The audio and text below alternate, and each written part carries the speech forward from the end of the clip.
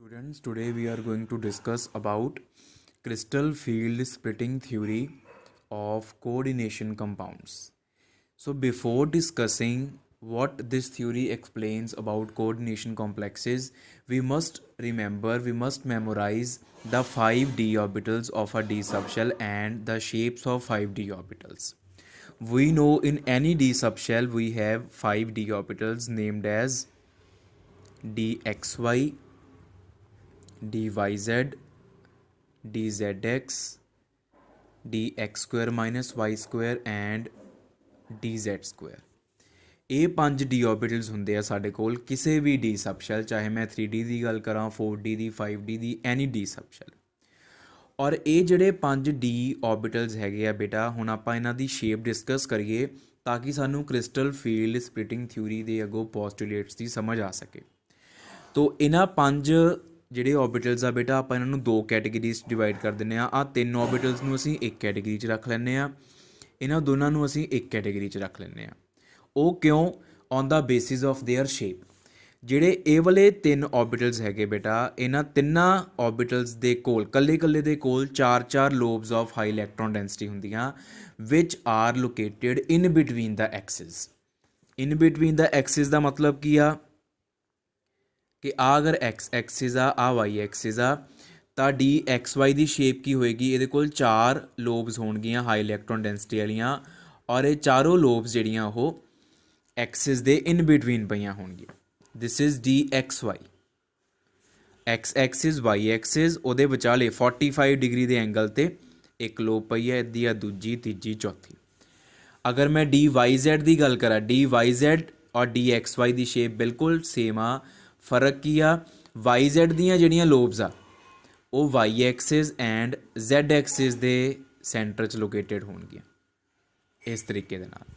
ਅਤੇ if I talk about D X Z, ਤਾਂ ਜਿਹੜੀਆਂ ਉਹਦੀਆਂ ਲੋਬਸ ਹੋਣਗੀਆਂ ਉਹ X axis and Z axis ਦੇ ਸੈਂਟਰ 'ਚ ਲੋਕੇਟਡ ਹੋਣਗੀਆਂ ਇਨ ਦਿਸ ਵੇ। ਤੋ ਇਹਨਾਂ ਤਿੰਨਾਂ ਦੇ ਵਿੱਚ ਸਿਮਿਲੈਰਿਟੀ ਕੀ ਆ? Each of them is having 4 lobes and the lobes are located in between the axis. Axis ਦੇ along ਨਹੀਂ, axis ਦੇ center 'ਚ ਪਈਆਂ, in between the axis.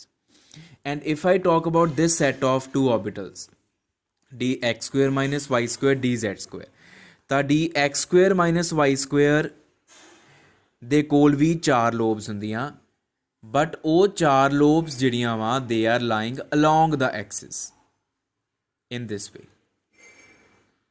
This is dx square minus y square, and dz square, it is having 2 lobes of high electron density which are lying along z axis. अगर आ z axis आ ਤਾਂ ਇਹਦੀਆਂ 2 lobes ਹੋਣਗੀਆਂ ਜਿਹੜੀਆਂ ਕਿ z axis ਦੇ along, ਔਰ ਇਹਦੇ ਕੋਲ ਕੀ ਹੁੰਦੀ ਆ? ਇੱਕ ਰਿੰਗ ਹੁੰਦੀ ਆ। It is having one ring which lies in xy plane. ਹੁਣ ਡੀ ਜ਼ੈਡ ਸਕੁਏਅਰ ਦੀ ਸ਼ੇਪ ਨੂੰ ਸਮਝਣਾ ਥੋੜ੍ਹਾ ਜਿਹਾ ਡਿਫੀਕਲਟ ਹੁੰਦਾ, ਬਾਕੀ ਸਭ ਤੋਂ ਡਿਫਰੈਂਟ ਆ। ਅਗਰ ਇਸ ਪਲੇਨ ਨੂੰ ਤੁਸੀਂ ਐਕਸ ਵਾਈ ਪਲੇਨ ਮੰਨ ਲਓ, ਆਹ ਹੋ ਗਿਆ ਸਾਡਾ ਐਕਸ ਐਕਸਿਸ, ਆਹ ਹੋ ਗਿਆ ਸਾਡਾ ਵਾਈ ਐਕਸਿਸ, ਤਾਂ ਇਹਦੇ ਵਿੱਚ ਇੱਕ ਰਿੰਗ ਪਈ ਹੋਏਗੀ। ਆਹ ਉੱਪਰ ਨੂੰ ਹੋਏਗਾ ਜ਼ੈਡ ਐਕਸਿਸ, ਉੱਪਰ ਨੂੰ ਇੱਕ ਲੋਬ ਇੱਦੀ ਇਸ ਪਲੇਨ ਦੇ ਥੱਲੜੇ ਪਾਸੇ। ਇਹ ਡੀ ਜ਼ੈਡ ਸਕੁਏਅਰ ਦੀ ਸ਼ੇਪ ਹੁੰਦੀ ਹੈ। Ring is lying in X Y plane and the 2 lobes are lying along the z axis. तो CFST crystal field splitting theory वास्ते जो चीज़ तुसीं याद रखनी आ वो यह याद रखनी आ कि इन्हां तिन्नां दियां जिहड़ियां 4 लोब्स आ वो एक्सिस दे इन बिटवीन पईयां होईयां, और आ वाले 2 ऑर्बिटल्स दी जिहड़ी इलैक्ट्रॉन डेंसिटी आ वो एक्सिस दे अलोंग पई होई आ। ये मेन चीज़ आ जिहड़ी असीं CFST वास्ते याद रखनी हुंदी आ। Now we start with CFST। तो CFST बेटा ਜਿਹੜੀ ਹੈਗੀ ਆ ਉਹ ਕੰਪਲੈਕਸਿਸ ਦੀ ਜਿਹੜੀ ਬੌਂਡਿੰਗ ਆ, ਮੈਟਲ ਐਂਡ ਲਾਈਗੈਂਡ ਦੀ ਬੌਂਡਿੰਗ ਨੂੰ ਆਇਨਿਕ ਬੌਂਡਿੰਗ ਮੰਨ ਕੇ ਚੱਲਦੀ ਆ। According to CFST, metal atom ਔਰ ion as well as ligand, they are considered as point charges. Metal is considered as positive charge and ligand is considered as negative charge. There takes place the attraction between positive cation and negative anion, or we can say positively charged species and negatively charged species, and that attractive force is called ionic bonding. तो CFST ਜਿਹੜੀ ਆ ਉਹ ਕੰਪਲੈਕਸਿਸ ਦੀ bonding ਨੂੰ ionic bonding ਮੰਨ ਕੇ ਚੱਲਦੀ ਆ। ਇਸ ਤੋਂ ਫਰਦਰ CFST ਦੇ ਅਜ਼ੰਪਸ਼ਨਸ ਜਿਹੜੇ ਆ ਉਹ ਬੇਟਾ ਧਿਆਨ ਨਾਲ ਸੁਣਨੇ ਤੇ ਸਮਝਣੇ ਆ ਕਿ CFST ਸਾਨੂੰ ਕੀ ਕਹਿੰਦੀ ਆ ਕਿ ਸਾਡੇ ਕੋਲ ਜਦੋਂ ਮੈਟਲ ਦੇ ਨਾਲ ਲਾਈਗੈਂਡ ਨਹੀਂ ਲੱਗੇ ਹੁੰਦੇ, ਵੈਨ ਮੈਟਲ ਇਜ਼ ਆਈਸੋਲੇਟਿਡ, ਜਦੋਂ ਮੈਟਲ ਦੇ ਨਾਲ ਲਾਈਗੈਂਡ ਨਹੀਂ ਲੱਗੇ ਹੁੰਦੇ ਉਹਨੂੰ ਅਸੀਂ ਬੋਲਦੇ ਆ ਆਈਸੋਲੇਟਿਡ ਮੈਟਲ ਐਟਮ ਔਰ ਆਇਨ। ਤਾਂ ਉਹਦੇ ਵਿੱਚ ਜਿਹੜੇ 5 d orbitals ਆ, the 5 d orbitals of metal, they are degenerate. What is the meaning of word degenerate? Degenerate word ਦਾ ਮਤਲਬ ਹੁੰਦਾ ਆ of same energy।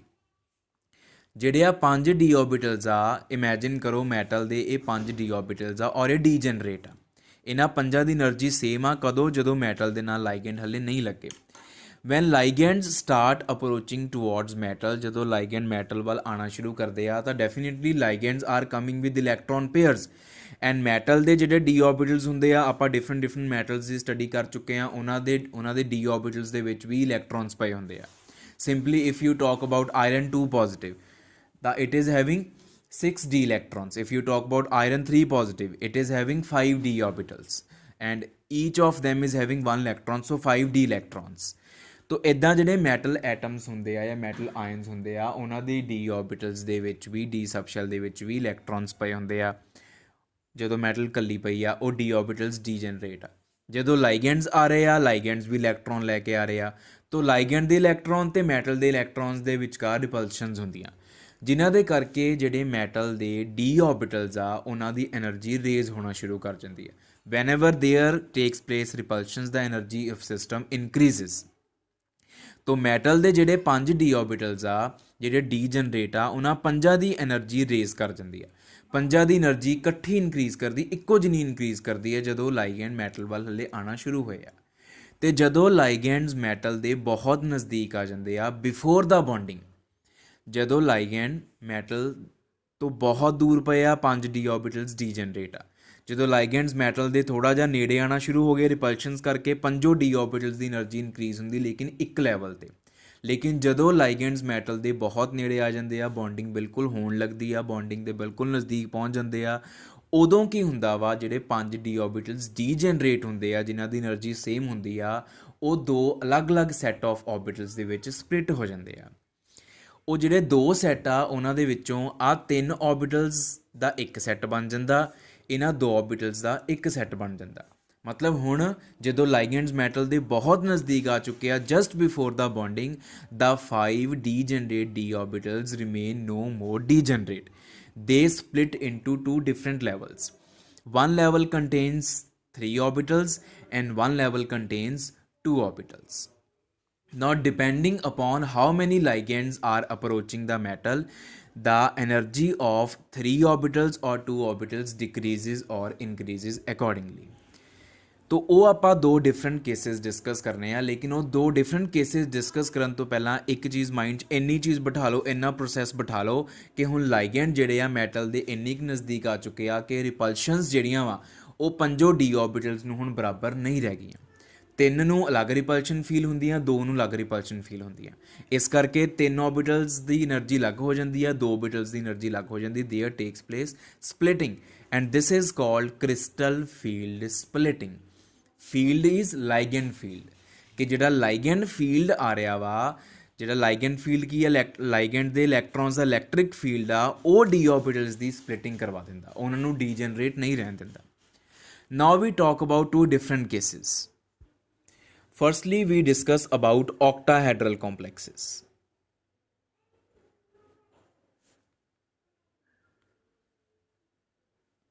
Octahedral complexes means 6 ligands are approaching the central metal atom. ਔਰ ਜਦੋਂ ਵੀ 6 ਲਾਈਗੈਂਡਸ metal ਨੂੰ approach ਕਰਦੇ ਆ, ਅਗਰ ਤੁਸੀਂ ਮੈਟਲ ਨੂੰ ਇਮੈਜਿਨ ਕਰਨਾ, ਆ ਮੈਟਲ ਨੂੰ ਇਮੈਜਿਨ ਕਰ ਲਓ, ਇਹਦੇ ਅਰਾਊਂਡ ਐਕਸਿਸ ਡਰਾ ਕਰਾਂਗੇ, एक्स एक्सिस, आ वाई एक्सिस और आ हो गया साडा जेड एक्सिस। ਜਦੋਂ ਵੀ 6 ਲਾਈਗੈਂਡਸ ਔਕਟਾਹੈਡਰਲ ਜਿਓਮੈਟਰੀ ਹੋਊਗੀ ਉਹਨਾਂ ਦੀ ਮੈਟਲ ਦੇ ਅਰਾਊਂਡ, ਤਾਂ ਲਾਈਗੈਂਡਸ ਦੀ ਜਿਹੜੀ ਅਪਰੋਚਿੰਗ ਡਾਇਰੈਕਸ਼ਨ ਆ, it will be along the Axis.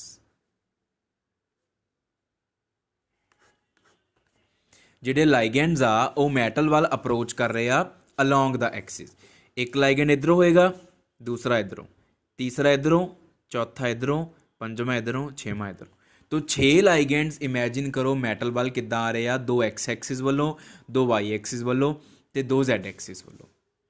ਠੀਕ ਹੈ, ਹੁਣ ਜਦੋਂ 6 ਲਾਈਗੈਂਡ ਮੈਟਲ ਨੂੰ ਅਲੋਂਗ ਦਾ ਐਕਸਿਸ ਅਪਰੋਚ ਕਰ ਰਹੇ ਆ ਤਾਂ ਆਪਾਂ 5 ਡੀ ਆਰਬਿਟਲਸ ਪੜ੍ਹ ਕੇ ਆਏ ਆ, ਔਰ 5 ਡੀ ਆਰਬਿਟਲਸ ਦੇ ਵਿੱਚੋਂ ਜਿਹੜੇ 3 ਡੀ ਆਰਬਿਟਲਸ ਆ D X Y, D Y Z, D Z X, ਇਹ ਲਾਈ ਕਰ ਰਹੇ ਆ along the in between the axis. ਤੇ ਜਿਹੜੇ 2 ਆਰਬਿਟਲਸ ਆ D X square minus Y square and D Z square, उन्हों दियाँ लोब्स ਜਿਹੜੀਆਂ ਆ ਉਹ ਅਲੋਂਗ ਦਾ ਐਕਸਿਸ ਆ। ਹੁਣ ਇਹ ਦੇਖੋ ਇੱਥੇ ਇਮੈਜਿਨ ਕਰੋ, ਮੰਨ ਲਓ ਇੱਥੇ ਮੈਟਲ ਪਈ ਆ, hair is the metal in the centre. ਠੀਕ ਹੈ, ਔਰ ਜਿਹੜੇ ਲਾਈਗੈਂਡਸ ਆ ਉਹ ਆਪਣੇ ਇਲੈਕਟ੍ਰੋਨਸ ਲੈ ਕੇ ਆ ਰਹੇ ਆ, ਔਰ ਜਿਹੜੇ ਲਾਈਗੈਂਡਸ ਇਲੈਕਟ੍ਰੋਨਸ ਲੈ ਕੇ ਆ ਰਹੇ ਆ ਉਹ ਐਕਸ ਐਕਸਿਸ ਵੱਲੋਂ, ਵਾਈ ਐਕਸਿਸ ਵੱਲੋਂ ਤੇ ਜ਼ੈਡ ਐਕਸਿਸ ਵੱਲੋਂ ਆ ਰਹੇ ਆ। ਤਾਂ ਡੈਫੀਨੇਟਲੀ ਹੁਣ ਇਮੈਜਿਨ ਕਰੋ ਜਿਹੜੇ ਆਰਬਿਟਲਸ ਦੀਆਂ ਲੋਬਸ ਐਕਸਿਸ ਦੇ ਉੱਪਰ ਪਈਆਂ ਹੋਣਗੀਆਂ ਉਹਨਾਂ ਦੀ ਰਿਪਲਸ਼ਨ ਲਾਈਗੈਂਡ ਦੇ ਨਾਲ ਜ਼ਿਆਦਾ ਹੋਏਗੀ, ਕਿਉਂਕਿ ਲਾਈਗੈਂਡ ਵੀ ਐਕਸਿਸ ਵੱਲੋਂ ਆ ਰਹੇ ਆ, ਪੂਰੀ ਡਾਇਰੈਕਸ਼ਨ ਐਕਸਿਸ ਵੱਲੋਂ, ਜਿੱਥੇ ਜਿੱਥੇ ਐਕਸਿਸ ਉਧਰੋਂ ਲਾਈਗੈਂਡਸ ਇਲੈਕਟ੍ਰੋਨ ਲੈ ਕੇ ਆ ਰਹੇ ਆ। ਠੀਕ ਹੈ, ਤੇ ਉਹਨਾਂ ਐਕਸਿਸ ਦੇ ਉੱਪਰ ਹੀ ਆਰਬਿਟਲਸ ਪਏ ਹੋਏ ਆ, ਕਿਹੜੇ D X square minus Y square ਤੇ ਡੀ ਜ਼ੈਡ ਸਕੁਅਰ। ਜਿਹਦੇ ਕਰਕੇ ਕੀ ਹੁੰਦਾ ਕਿ ਇਹ ਵਾਲੇ 2 ਆਰਬਿਟਲਸ ਜਦੋਂ 6 ਲਾਈਗੈਂਡਸ ਅਲੋਂਗ ਦਾ ਐਕਸਿਸ ਆਉਂਦੇ ਆ D X square minus Y square ਤੇ ਡੀ ਜ਼ੈਡ ਸਕੁਅਰ, ਇਹ ਵਾਲੇ 2 ਆਰਬਿਟਲਸ ਨੂੰ ਰਿਪਲਸ਼ਨਸ ਬਹੁਤ ਜ਼ਿਆਦਾ ਫੀਲ ਹੁੰਦੀਆਂ, ਜਿਹਦੇ ਕਰਕੇ ਇਹਨਾਂ ਦੋਨਾਂ ਦੀ એનર્ਜੀ ਇਨਕਰੀਜ਼ ਕਰ ਜਾਂਦੀ ਆ। ਤੇ ਜਦੋਂ ਇਹਨਾਂ ਦੋਨਾਂ ਦੀ એનર્ਜੀ ਇਨਕਰੀਜ਼ ਕਰ ਗਈ ਤਾਂ law of conservation of energy ਕਹਿੰਦਾ ਕਿ એનર્ਜੀ ਸ਼ੁੱਡ ਰਿਮੇਨ ਕੰਜ਼ਰਵਡ, ਉਹ ਸੇਮ ਰਹਿਣੀ ਚਾਹੀਦੀ, ਕਾਂਸਟੈਂਟ ਰਹਿਣੀ ਚਾਹੀਦੀ ਆ। ਤਾਂ ਅਗਰ ਇਹਨਾਂ ਦੋਨਾਂ ਦੀ એનર્ਜੀ ਇਨਕਰੀਜ਼ ਕਰਦੀ ਆ ਤਾਂ ਬਾਕੀ ਤਿੰਨਾਂ ਦੀ એનર્ਜੀ ਡਿਕਰੀਜ਼ ਕਰ ਜਾਂਦੀ ਆ। ਹੁਣ ਇਸ ਸਾਰੇ ਪ੍ਰੋਸੈਸ ਨੂੰ ਆਪਾਂ ਕਿੱਦਾਂ ਸ਼ੋ ਕਰਦੇ ਹਾਂ, ਆਹ ਦੇਖੋ, ਆਹ 5 ਡੀ ਆਰਬਿਟਲਸ ਆ, these are 5 d orbitals which are degenerate.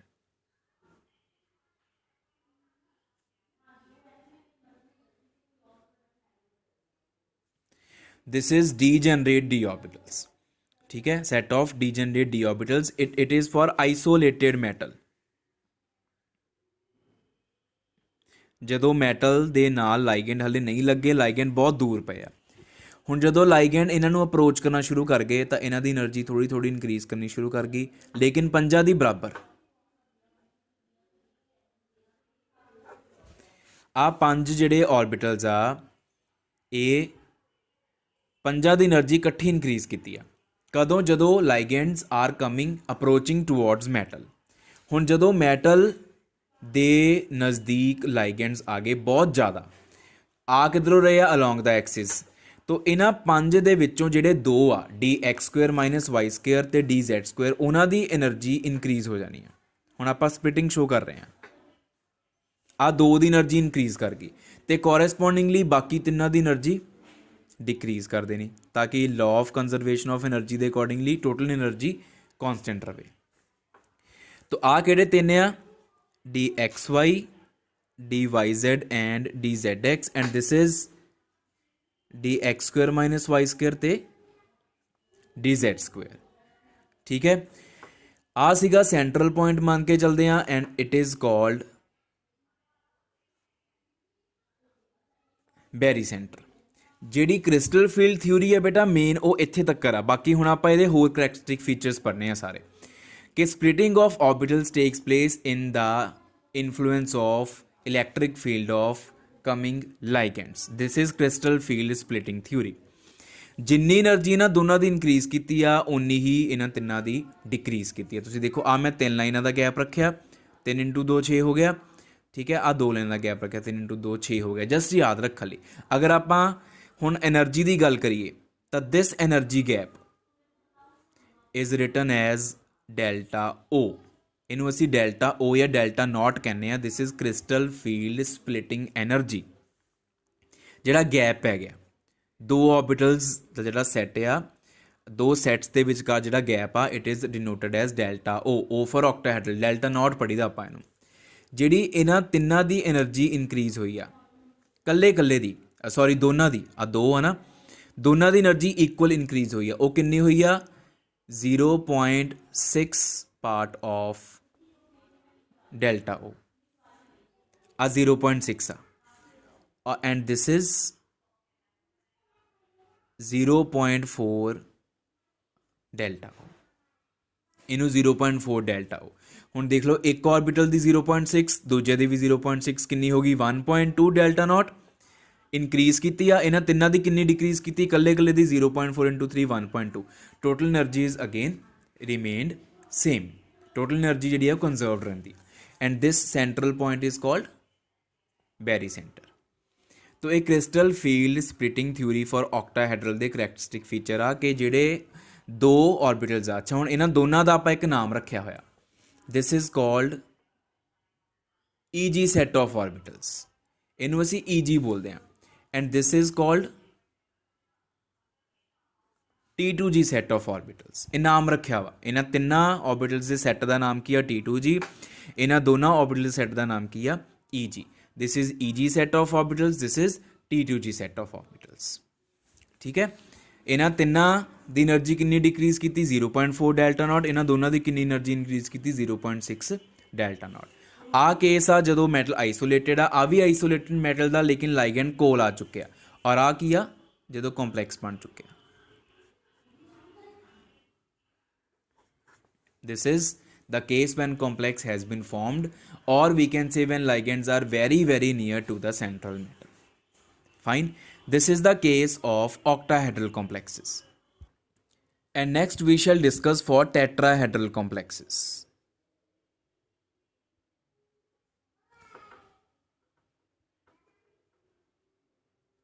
Now for tetrahedral complexes, 4 ligands approach the central metal. और जदों भी 4 लाइगेंड्स टैट्राहेड्रल जोमैट्री दे विच आणगे तां टैट्राहेड्रल जोमैट्री का मतलब है कि ligands are approaching in between the axis. जदों 6 लाइगेंड्स ऑक्टाहेड्रल जोमैट्री आंदे आ तां ओह अलोंग द एक्सिस अटैक करते हैं या अप्रोच करते हैं मैटल नूं।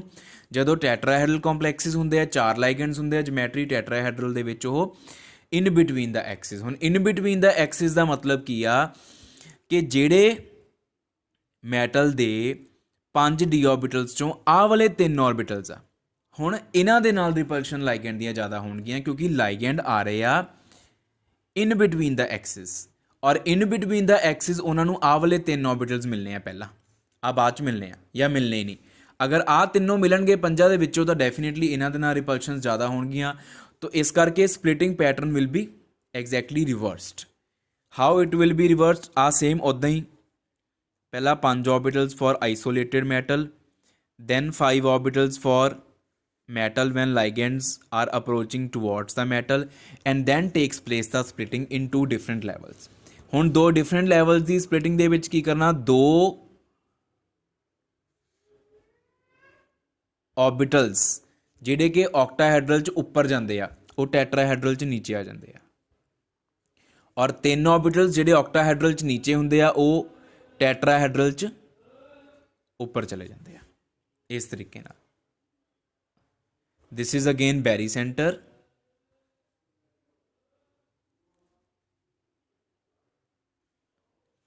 हुण जिहड़े 3 ऑर्बिटल्स आ ते 2 ऑर्बिटल्स दा सैट आ, इन्हां दा जिहड़ा गैप आ लिखना उहनूं हुण भी आपां डेल्टा, लेकिन हुण पैरां च टी पा देना, टी फॉर टैट्राहेड्रल। जिहड़े आ 2 ऑर्बिटल्स आ ये है उही आ dx² - y² ते dz²। इन्हां दा नाम हुण आपां रखना ई सैट ऑफ ऑर्बिटल, पैरां च जी नहीं पानी। जी मतलब हुंदा gerade, G for gerade, and gerade मतलब सिमिट्री। ते tetrahedral complexes are not symmetric, इस करके इन्हां दे पैरां च जी नहीं पाईदा। ऑक्टाहेड्रल कॉम्पलैक्सिस आर सिमिट्रिक, इस करके पैरां च जी पाया होया। And this set is called T2 set of orbitals, and ये वही वाले 3 dxy, dyz and dzx. This gap is again 0.4 delta t, and this gap is 0.6 delta t, and in total it is delta t, 0.6 plus 0.4. So ये है octahedral and tetrahedral complexes ਦੇ ਵਿੱਚ splitting patterns, splitting of degenerate d orbitals before the bonding when ligands approach very near to the central metal atom. Next ਬੇਟਾ ਆਪਣੇ ਕੋਲ ਜਿਹੜਾ CFST ਦੇ under ਹੈ ਉਹ ਹੈ explanation of some important terms on the basis of CFST। Crystal field splitting theory ਜਿਹੜੀ ਆ ਉਹ ਕੰਪਲੈਕਸਿਸ ਦੀਆਂ ਕੁਝ ਪ੍ਰੋਪਰਟੀਜ਼ ਨੂੰ ਕਿਸ ਤਰ੍ਹਾਂ ਐਕਸਪਲੇਨ ਕਰਦੀ ਹੈ, ਜਿੱਦਾਂ ਕਿ ਸਭ ਤੋਂ ਪਹਿਲਾਂ ਸਾਡੇ ਕੋਲ ਹੈ strong field and weak field ਲਾਈਗੈਂਡਸ।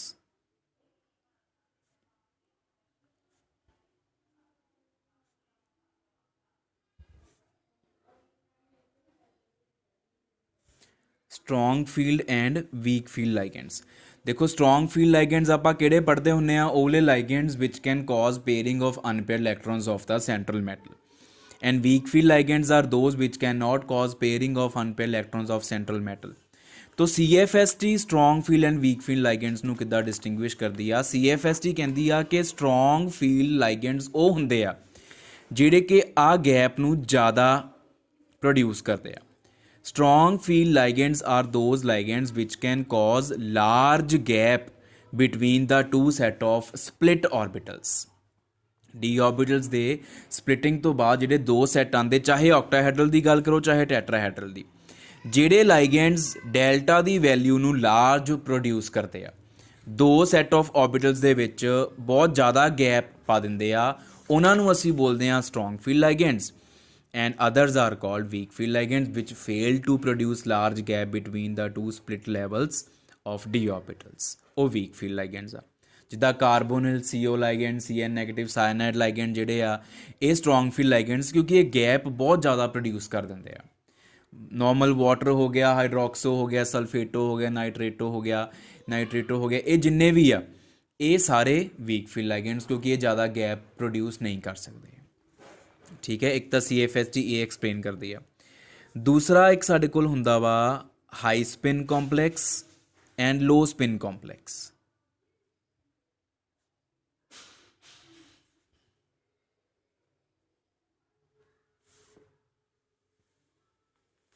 High spin complexes ਕਿਹੜੇ ਹੁੰਦੇ ਆ? ਕੰਟੇਨਿੰਗ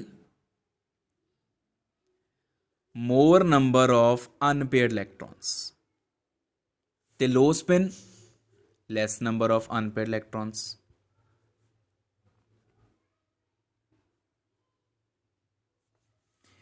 ਜਿਹੜੇ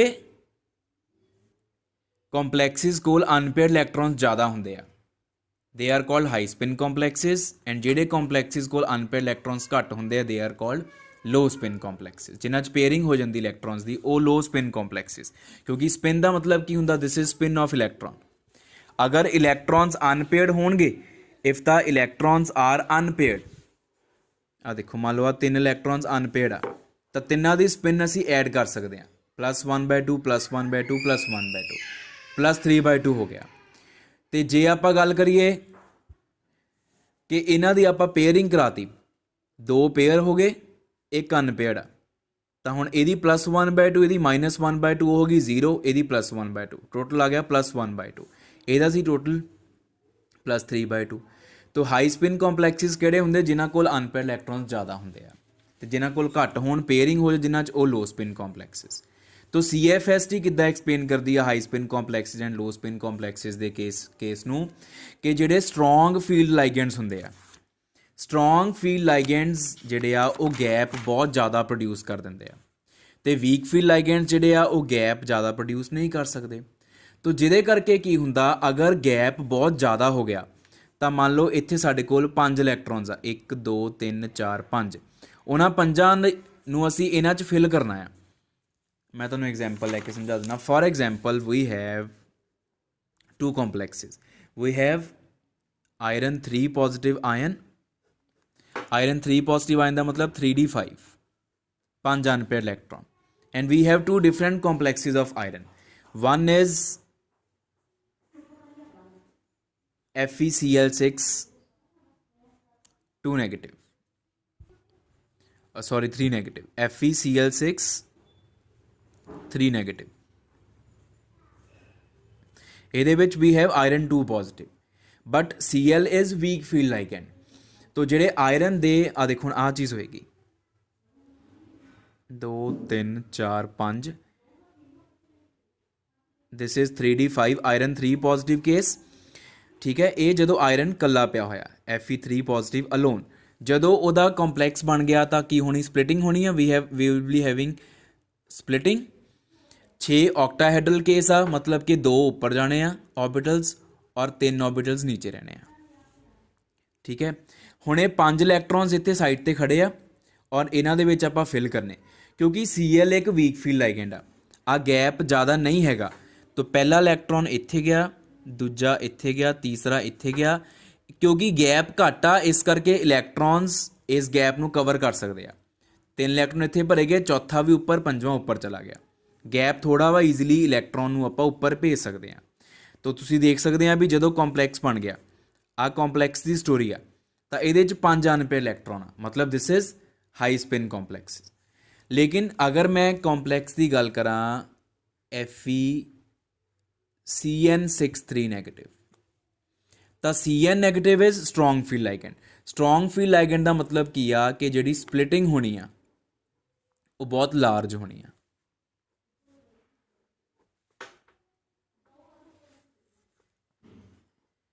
ਸਪਲਿਟਿੰਗ is very large.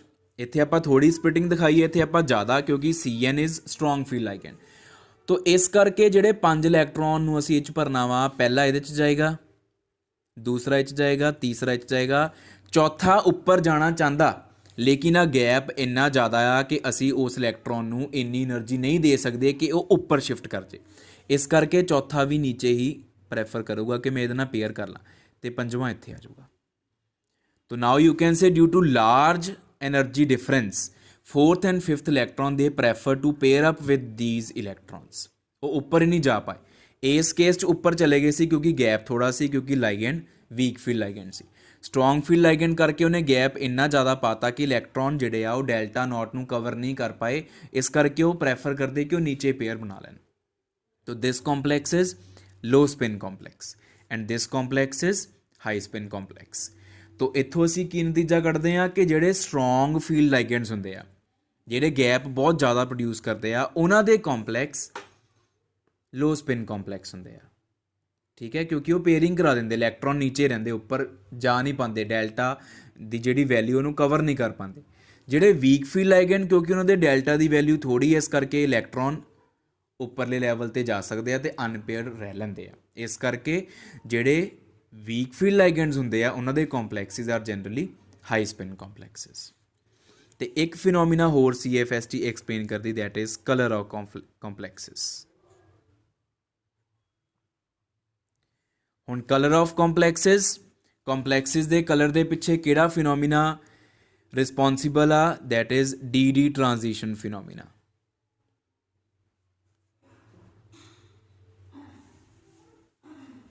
What is DD transition phenomena?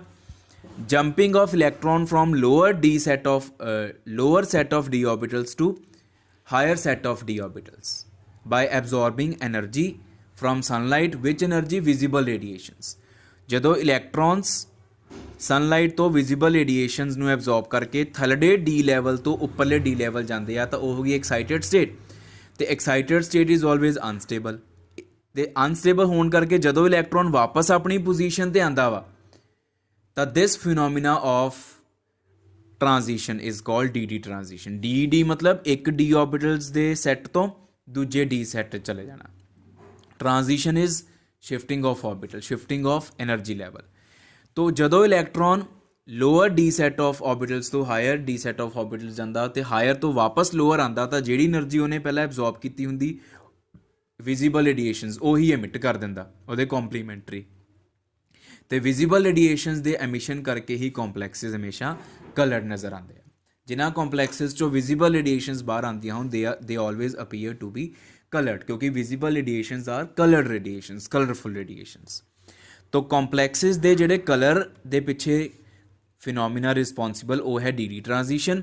And DD transition ਦਾ ਮਤਲਬ ਕੀ ਆ ਕਿ ਜਿਹੜੇ split D set of orbitals ਆ ਉਹਨਾਂ ਦੇ ਵਿਚਕਾਰ ਇਲੈਕਟ੍ਰੋਨਸ ਦੀ ਟ੍ਰਾਂਜੀਸ਼ਨ ਹੁੰਦੀ ਆ। ਇਹ ਆਪਾਂ D ਬਲੌਕ ਐਲੀਮੈਂਟਸ ਦੇ ਵਿੱਚ ਵੀ ਡਿਸਕਸ ਕਰਦੇ ਹਾਂ। तो ये ਜਿਹੜਾ ਫਿਨੋਮੀਨਾ ਆ ਕਲਰ ਵਾਲਾ ਫਿਨੋਮੀਨਾ ਇਹ ਵੀ CFST ਹੀ ਐਕਸਪਲੇਨ ਕਰਦੀ, ਕਿਉਂਕਿ CFST ਹੀ ਦੱਸਦੀ ਆ ਕਿ ਡੀ ਆਰਬਿਟਲਸ ਦੀ ਸਪਲਿਟਿੰਗ ਹੋ ਜਾਂਦੀ ਆ, ਜਿਹਦੇ ਕਰਕੇ ਇਲੈਕਟ੍ਰੋਨ ਥੱਲੜੇ ਡੀ ਸੈਟ ਆਫ ਆਰਬਿਟਲਸ ਤੋਂ ਉੱਪਰਲੇ D set of orbitals jump ਕਰਦੇ ਆ by absorbing the visible radiation from sunlight, and then by ਰੀ-emitting back those radiations the electrons come back to their ground states and the complex appear to be colored. तो ये ਜਿਹੜੇ ਤਿੰਨ ਫਿਨੋਮੀਨਾ ਜਾਂ ਤਿੰਨ terms ਆਪਾਂ ਇੱਥੇ ਡਿਸਕਸ ਕੀਤੀਆਂ ਇਹ CFST ਹੀ ਐਕਸਪਲੇਨ ਕਰਦੀ ਹੈ ਕਿ what are strong and weak field ligands, what are high spin and low spin complexes, what is the phenomena which is responsible behind color of complexes.